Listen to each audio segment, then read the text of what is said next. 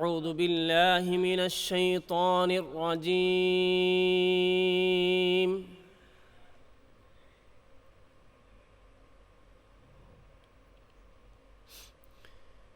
بسم الله الرحمن الرحيم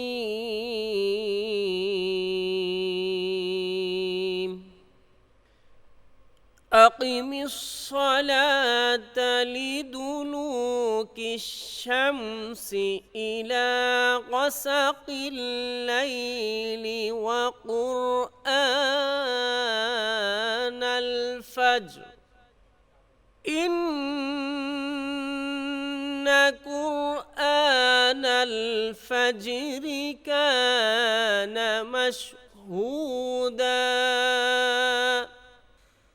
ومن الليل فتهجد به نافلة لك ومن الليل فتهجد به نافلة لك عسى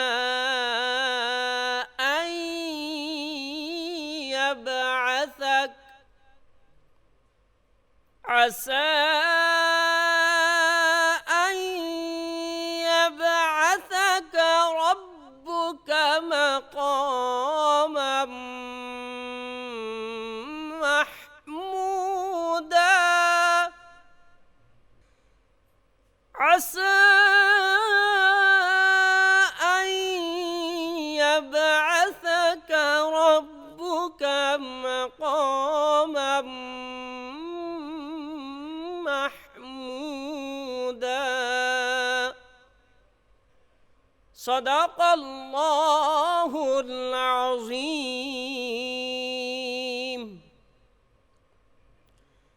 وصدق رسوله النبي الحبيب الكريم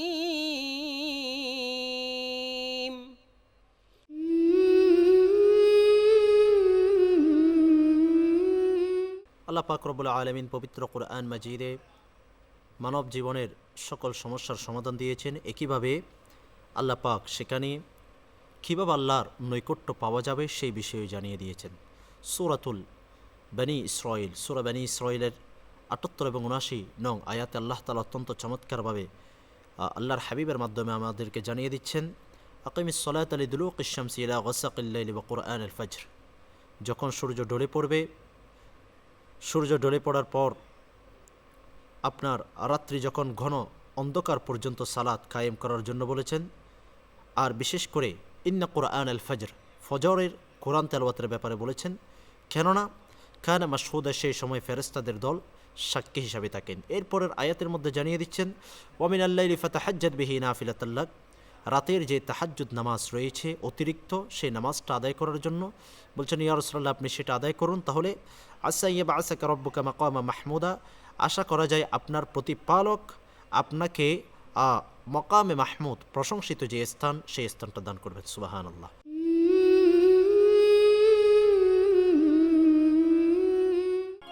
হে নামাজি আমার ঘরে নামাজ পড়ো আজ,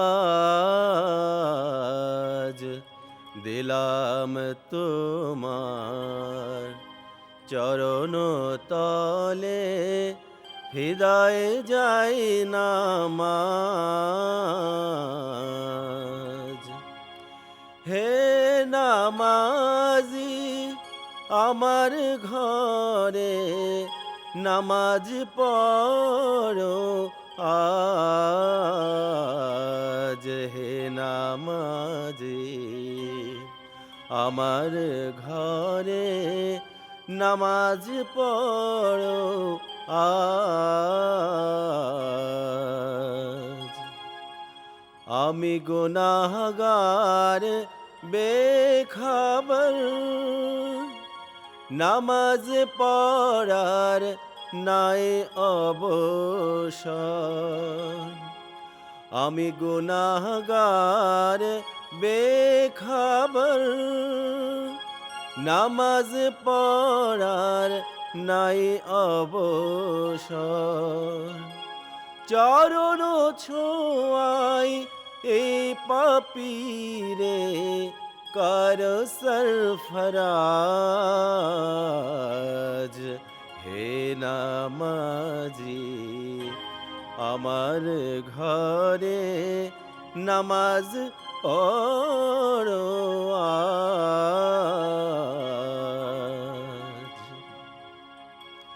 তোমার ওজুর পানি মোছো আমার পিরান দিয়ে,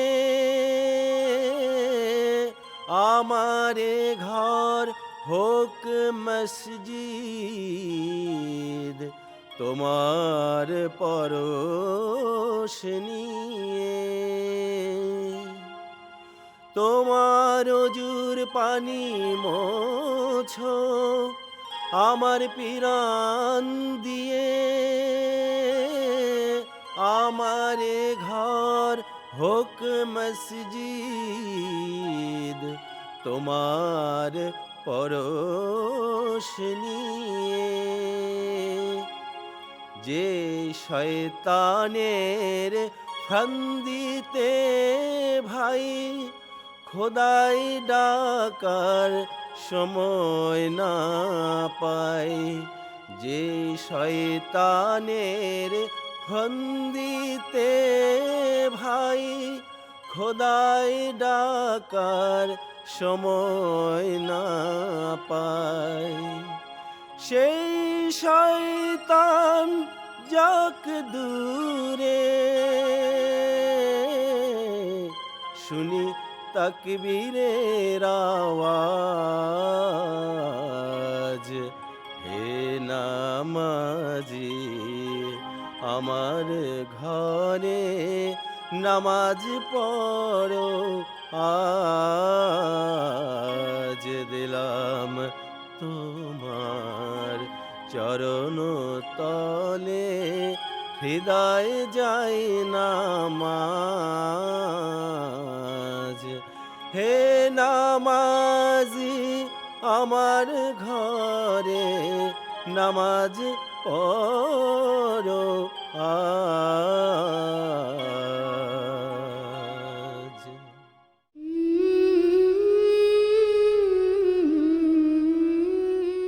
আজকে আমরা কথা বলবো রোজায় স্বাস্থ্য পরিচালনা এবং সেহরির গুরুত্ব নিয়ে। আমরা সবাই জানি রমজান একটি সংযমের মাস, আত্মশুদ্ধির মাস। এর পাশাপাশি রমজান আমাদেরকে শেখায় সহমর্মিতা, সহযোগিতা এবং কৃতজ্ঞতা। সারাদিন রোজা রাখার পর, ক্ষুধা তৃষ্ণার পর আমরা অনুভব করি খাবার আল্লাহর একটি বড় নিয়ামত। সাধারণত দেখা যায় রোজার সময় আমরা সেহরির চেয়ে ইফতারকে বেশি গুরুত্ব দিয়ে থাকি, কিন্তু সেহরিই হচ্ছে আমাদের সারাদিনের শরীরের ভিত্তিস্তর। তাই সেহরিকে আমাদের প্রাধান্য দিয়ে এমন সব সঠিক খাবার নির্বাচন করতে হবে যা আমাদের শরীরকে সক্রিয় এবং কর্মক্ষম রাখতে পারে সারাদিন। সেহরিতে আমাদের এমন সব খাবার নির্বাচন করতে হবে যার মধ্যে আমাদের ফাইবার রিচ খাবার অনেক বেশি থাকবে, যেমন লাল আটার রুটি, লাল চালের ভাত, সবজি, ডাল, যেগুলো ধীরে ধীরে গ্লুকোজগুলো শরীরে নিঃসরণ করবে এবং সারাদিন শরীরে শক্তি সঞ্চারণ রাখবে। তাছাড়াও শরীরে প্রোটিনের পরিমাণের জন্য আমাদের প্রোটিন জাতীয় খাবারও সেহরির সময় রাখতে হবে। সেটির মধ্যে আমরা দুধ, ডিম, দই, ডাল জাতীয় খাবার রাখতে পারি, কারণ প্রোটিন সারাদিনের ক্ষুধা নিবারণ এবং ক্ষুধা কমানোর জন্য বিশেষ একটি ভূমিকা পালন করে। আমরা সাধারণত কিছু মানুষরা সেহরির সময় দেখা যায় যে চা বা কফি জাতীয় খাবার খেয়ে থাকি, কিন্তু এটি একদমই উচিত না। এটিকে এড়িয়ে চলতে হবে, কারণ হচ্ছে যে এই খাবারগুলো শরীর থেকে খুব দ্রুত পানি নিঃসরণ করে দেয়। ইফতারের পর থেকে সেহরি পর্যন্ত 7 থেকে 8 গ্লাস পানি আমাদেরকে পান করতে হবে, কিন্তু একবারে সেহরির সময় বেশি পরিমাণ পানি পান করা যাবে না। আমাদেরকে সেহরির খাবারগুলোকে নির্ধারণ করার জন্য একটি সুন্দর একটি তালিকা তৈরি করে নিতে হবে। সের জন্য আমরা কোনো ডক্টর বা পুষ্টিবিদের সহযোগিতাও নিতে পারি, কারণ সেহরির গুরুত্বটা অনেক বেশি। কারণ আমাদের যে পুষ্টি চাহিদা এবং সারাদিন কিভাবে শরীরটি কার্যক্রম থাকবে তা সেহরির উপর অনেকখানি নির্ভরশীল। সেহরি আমাদের জন্য অনেক গুরুত্বপূর্ণ। চলুন আমরা এই রমজানে আমাদের সুস্থ খাবারের মাধ্যমে, পুষ্টিকর খাবারের মাধ্যমে আমরা একটি সুন্দর ও সুস্থ রমজান পালন করি।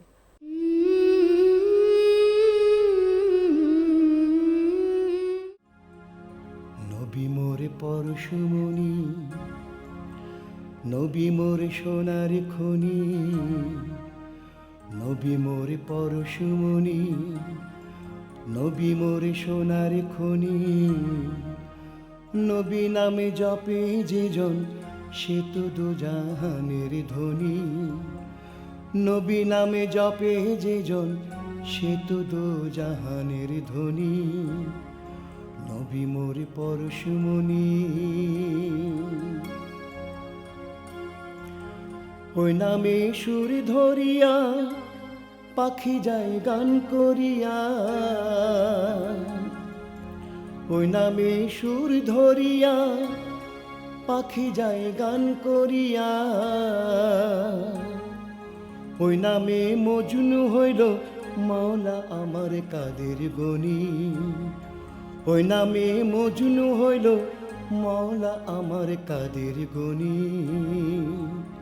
নবী মোর পরশুমণি, নবী মোর সোনার খনি। নবী নামে জপে যে জন সেই তো দোজাহানের ধনী। নবী মোর পরশুমণি।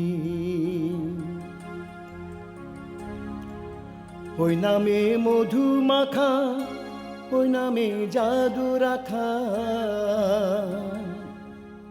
ওই নামে মধু মাখা, ওই নামে জাদু রাখা। ওই নামে আকুল হয়ে ফুল ফুটে সোনার বরণী। ওই নামে আকুল হয়ে ফুল ফুটে সোনার বরণী। নবী মোর পরশুমণি, নবী মোর সোনার খনি। নবী নামে জপে যে জন সে তো দোজাহানের ধনী। নবী মোর পরশুমণি। নিদানে আখেরাতে তরাইতে ফুলসিরাতে। নিদানে আখেরাতে তরাইতে ফুলসিরাতে। কান্ডারি হইয়া নবী পার করিবেন সেই তরণী। কান্ডারি হইয়া নবী পার করিবেন সেই তরণী। নবী মোর পরশুমণি, নবী মোর সোনার খনি। নবী নামে জপে যে জন সে তো দোজাহানের ধনী। নবী নামে জপে যে জন সে তো দোজাহানের ধনী। নবী মোর পরশুমণি।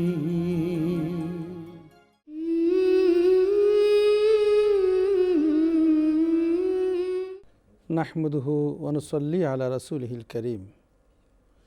সুপ্রিয় দর্শক শ্রোতা, আসসালামু আলাইকুম ওয়া রাহমাতুল্লাহি ওয়া বারাকাতুহু। পবিত্র মাহে রমজান অনুষ্ঠানে আপনাদের স্বাগত জানাচ্ছি। রমজানুল মুবারক, রহমত, মাগফিরাত ও নাজাতের বার্তা নিয়ে আমাদের সামনে চলমান আছে। আমরা তাসবিহ, তাহলিল, তেলাওয়াত, তারাবিহ, তাহাজ্জুদ ইত্যাদি নিয়ে আমরা সময় কাটাচ্ছি। এমন এক মাস আমরা অন্যান্য 11 মাসের তুলনায় সবচেয়ে বেশি ইবাদতে মশগুল থাকি। কারণ এ মাস হচ্ছে রহমতের মাস। কেন বেশি ইবাদত করি? অন্য মাসে এত ইবাদত নাই কেন? এই কারণেই নেই যে এই মাসে আল্লাহ সুবহানাহু ওয়া তাআলা নফল ইবাদতের বা অতিরিক্ত ইবাদতের ক্ষেত্রে অনেক বড় ধরনের সওয়াব রেখেছেন। এবং বিশেষ করে এটাই বলা হয়েছে এই মাসে নফল ইবাদত করলে এই মাসে ফরজ ইবাদতের সমান সওয়াব পাওয়া যাবে। আল্লাহ সুবহানাহু ওয়া তাআলা নফল ইবাদত, নফল নামাজ, নফল তাসবিহ তাহলিলের জন্য একটা সুন্দর আয়াত বর্ণনা করেছেন। কার জন্য বর্ণনা করেছেন? আমাদের প্রিয় হাবিব হুজুর করিম সাল্লাল্লাহু আলাইহি ওয়াসাল্লামের জন্য। তিনি বলেছেন, ওয়া মিনাল লাইলি ফাতাহাজ্জাদ বিহি নাফিলাতাল লাক আসা আন ইয়াবআসাকা রাব্বুকা মাকামাম মাহমুদা। আল্লাহ বলেন, হে আমার প্রিয় হাবিব, আপনার জন্য আমরা রাতে রেখেছি তাহাজ্জুদ নামাজ, নফল নামাজ।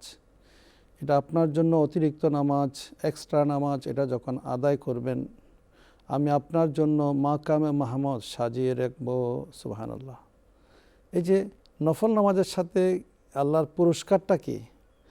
মাকামে মাহমুদ, যেটা আমরা প্রতিদিন মুনাজাতে বলি আজানের সাথে, আল্লাহ আমার নবীকে তুমি মাকামে মাহমুদ দান করো। তা আল্লাহ নবীকে পরামর্শ দিচ্ছেন তুমি নফল নামাজ পড়ো, দেখবে আমি তোমার জন্য মাকামে মাহমুদ রেডি করে রেখেছি। আলহামদুলিল্লাহ। আমাদের উচিত ফরজ নামাজের পাশাপাশি নফল নামাজ পড়া।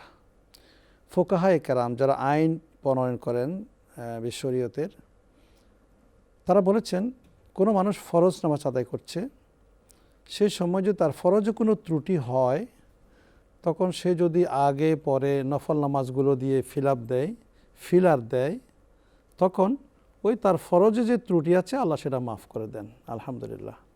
অনেক বড় কথা এটা। আমরা নফল নামাজকে গুরুত্ব দেই না। আসরের নামাজে একদম জামাতের সাথে মসজিদে ঢুকি, মনে করলাম এর আগের যে নামাজগুলো আছে 4 রাকাত, এগুলো নফল নামাজ, অতিরিক্ত নামাজ, না পড়লে অসুবিধা কী? হ্যাঁ, অসুবিধা এটাই যে আপনি যে 4 রাকাত পড়ার জন্য এসেছেন, ওই 4 রাকাতের মধ্যে যে ত্রুটি থাকে এটা খণ্ডন করার কোনো পরিবেশ আর নেই, সুযোগ আল্লাহকে দেওয়া হয় নাই। আপনি যদি নফল নামাজগুলো পড়তেন, এরপর একটা ভালো করে তাসবিহ তাহলিল পরে মোনাজাত করতেন, তাহলে মাঝখানে যে ফরজ নামাজ আল্লাহ এটা অত্যন্ত পাকাপোক্তভাবে কবুল করতেন। সুবহানাল্লাহ। ইসলামে কিছু পরিভাষা আছে, সেটা হলো ফরজে কিফায়া, সুন্নতে মুআক্কাদা, ওয়াজিব, সুন্নতে জায়েদা, নফল, মন্দুব ইত্যাদি। সবচেয়ে গুরুত্বপূর্ণ শরীয়তের বিষয় হলো ফরজ নামাজ, ফরজ বিষয়, যেটা আল্লাহ তাআলা কোরআনের আয়াত অথবা হাদিসের বিভিন্ন গুরুত্বপূর্ণ হাদিস দিয়ে বোঝানো হয়েছেন ও বুঝিয়েছেন। এটা ফরজ, অবধারিত, এটা আদায় করতে হবে আমাদেরকে। এরপরে রয়েছে ফরজের পরে ওয়াজিবও আমাদের অবশ্যই আদায় করতে হবে, না হলে কাজা করতে হবে। এরপর রয়েছে সুন্নতে মুআক্কাদা, এটা ওয়াজিবের কাছাকাছি, অবশ্যই ওই সুন্নতগুলো আমাদের আদায় করতে হবে, যেহেতু নবীজি সেগুলো আদায় করেছেন। এর পরের বিষয় হলো যেটা সুন্নতে মুআক্কাদা, নফল, মন্দুব, মুস্তাহাব, এই ভাষাগুলো একটা বিষয় নিয়ে বলা হয়, সেটা হলো নফল নামাজ, নফল তেলাওয়াত, নফল দান সাদকা ইত্যাদি করা। এই যেমন আমরা ধরে নিতে পারি, যদি কখনো কেউ বলে যে আপনি মসজিদে একটা টাইলস দিলেন, মার্বেল পাতারের একটা সেজদার জায়গা দিলেন, এটা মাত্র 5 থেকে 7 হাজার টাকা। শুধু এই নফল নামাজটার মূল্য এত বেশি, এই টাইলসটা যেহেতু মসজিদে লাগানো হয়েছে, বছরকে বছর ধরে, শতাব্দী থেকে শতাব্দী ধরে টাইলস যতদিন থাকবে ততদিন পর্যন্ত আপনার কাছে সাদকায়ে জারিয়া পৌঁছতে থাকবে। সুবহানাল্লাহ। এই যে সাদকায়ে জারিয়া পৌঁছার ছোট্ট একটা ইবাদত, অথচ খুব বড় কিছু না, বিরাট ইনভেস্ট না, শুধু আপনি 5-7 হাজার টাকা দিয়ে একটা টাইলস কিনে দিয়েছেন, অথবা ইট কিনে দিয়েছেন, অথবা সিমেন্ট দিয়েছেন, এটা হচ্ছে নফল কাজ। কিন্তু দেওয়ার কারণে এটার ডিমান্ড এত বেশি বেড়ে গেছে যে মানে এটা সাদকায়ে জারিয়া হিসেবে আল্লাহ কবুল করলেন, এবং বছরকে বছর ধরে আপনার কবরে আপনার ইন্টারেস্ট একটা ভালো সুবিধা আল্লাহ পৌঁছায় দিচ্ছে। আপনি দেখেন তো কত কোটি টাকা হলে 5,000 টাকার বিনিময়ে কত কোটি টাকার রেজাল্ট আপনি পাচ্ছেন। এই জন্য নফল ইবাদতের গুরুত্ব। বিশেষ করে যখন আমরা ফরজ তরক করি, তাহলে আমাদের ঈমান আর ঠিক থাকে না, কারণ আমরা ইসলাম থেকে সরে গেলাম। আর যখন ওয়াজিব তরক করি, গুনাহ হয়ে যায়, আর রক্ষা নাই। আর যদি সুন্নতে মুআক্কাদা তরক করি, তাও গুনাহ হয়ে যায়। আর যদি নফল, সুন্নতে জায়েদা, মুস্তাহাব, মন্দুব এগুলো আমরা তরক করি, তাহলে গুনাহ হয় না, কিন্তু আমার আপনার যে মর্যাদা বাড়ার কথা সমাজে আল্লাহর কাছে, এটা আর বাড়ে না। আসলে দুনিয়াতে মানুষ বুজুর্গ হয়, শ্রেষ্ঠ হয়, আল্লাহর পেয়ারা হয়, এসব কিছু হলো নফলের মাধ্যমে। ফরজ তো সবাই আদায় করে, ফরজ নামাজ সবাই আদায় করে, কিন্তু এই যে নফল কাজে মানুষ ফেল করে, মানুষ অবহেলা করে। যেমন দেখুন, আমরা যদি তাহাজ্জুদ নামাজ পড়ি, নামাজ বেশি কঠিন না, 2 রাকাত থেকে 4 রাকাত নামাজ, কিন্তু পড়তে হয় এটা গভীর রাতে, আর এই জন্যই অনেকে সেটা মিস করে। আর নবীজি বলেছেন, তোমাদের নফল ইবাদত নামাজের মধ্যে সবচেয়ে দামি ইবাদত হলো তাহাজ্জুদের নামাজ, কারণ সেই সময় গোটা দুনিয়া মাখলুকাত ঘুমাইয়া থাকে, একমাত্র তুমি তোমার খোদার সাথে কথা বলার জন্য দাঁড়িয়েছ, মোনাজাত করছো, নামাজ পড়তেছো। সুতরাং এই ইবাদতের মূল্য দুনিয়ার কোনো বিষয় দিয়ে তুলনা হবে না, একমাত্র আল্লাহ তোমাকে যা যা দান করবে। এমনকি সে সময় আল্লাহ সর্বনিম্ন আসমানে নেমে আসেন এবং জিজ্ঞাসা করেন, হালমিল মুস্তাগফিরিন, তোমাদের মধ্যে কেউ কি আছো যারা আজকে ক্ষমা চাইতে চাচ্ছ? আমি তো তোমাদের ক্ষমা করে দেব। আমি ক্ষমার জন্য এখানে এসেছি, তোমাদের তওবা কবুল করার জন্য এসেছি, তোমাদের রোগ দূর করার জন্য এসেছি। এই সুযোগ যে বান্দা গ্রহণ করতে পারবে তার সাথে আল্লাহ সরাসরি একটা যোগাযোগ হয়ে যাবে। আসুন আমরা এই মাসে সেই নফলটা চর্চা করি, সেই নফলের মধ্যে সময় দেই, সকলে অন্য অন্য কাজ কমিয়ে দিয়ে একটা নফলের সময় দান করি। আল্লাহ তৌফিক দান করুন, আমিন, আল্লাহুম্মা আমিন। রব্বানা যালামনা আনফুসানা ওয়া ইন লাম তাগফির লানা ওয়া তারহামনা লানাকুনান্না মিনাল খাসিরিন। রব্বুল আলামিন, আজকে পবিত্র মাহে রমজানের এই সময়ে আল্লাহ আমরা তোমার কাছে একটা গুরুত্বপূর্ণ নাসাহে নিয়ে হাজির হয়েছি। আল্লাহ গো, আমাদের এই সময়টুকুকে তুমি নফল ইবাদত হিসেবে গণ্য করে আমাদের তামাম জিন্দেগি গুনাহ মাফ করে দিও আল্লাহ রব্বুল আলামিন। মা জননী বাবা যেখানে ইন্তেকাল করেছেন তাদের গুনাহ মাফ করে দিও। প্রিয়জন স্বজন সুজন যারা দুনিয়া থেকে বিদায় নিয়েছেন তাদের গুনাহ মাফ করে দিও আল্লাহ। আমাদের দেশে সুশাসন দান করো, সবরে জমিন ইখতিয়ার করো, তৌফিক দান করো আল্লাহ। সকল মানুষের মুখের মধ্যে দিনের রোজা দিও, রাতে তারাবির আনন্দ দান করো আল্লাহ। সুবহান রাব্বিকা রাব্বিল ইজ্জাতি আম্মা ইয়াসিফুন ওয়া সালামুন আলাল মুরসালিন ওয়ালহামদুলিল্লাহি রাব্বিল আলামিন।